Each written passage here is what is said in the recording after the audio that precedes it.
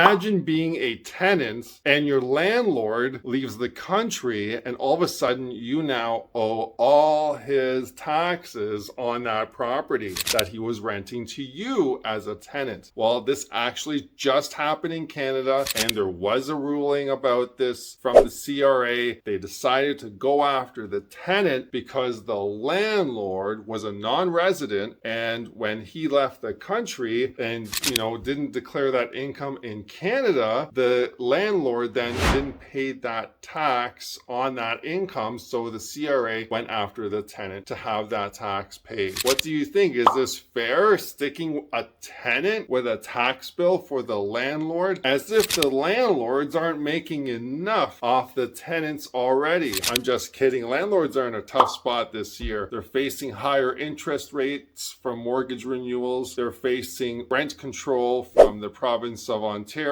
and they're facing property taxes going up every year in considerable amounts right now, with the home values having gone up so much. And all of that is coming together to actually make investors reconsider being in the market whatsoever, which could bring the amount of rental units down in Canada altogether, which could increase rent costs even further. Sorry about my rant there, but I'm just not too happy about this all. And now with the CRA wanting the tenants to pay for taxes, what do you think about this? How is this going to affect you as a tenant? One thing you can do, though, to make sure that this doesn't happen to you is to make sure that your landlord is a resident of Canada. So sometimes maybe it's better to ask for proof of citizenship from your landlord as well as a tenant, as much as you're applying for that rental application on your end.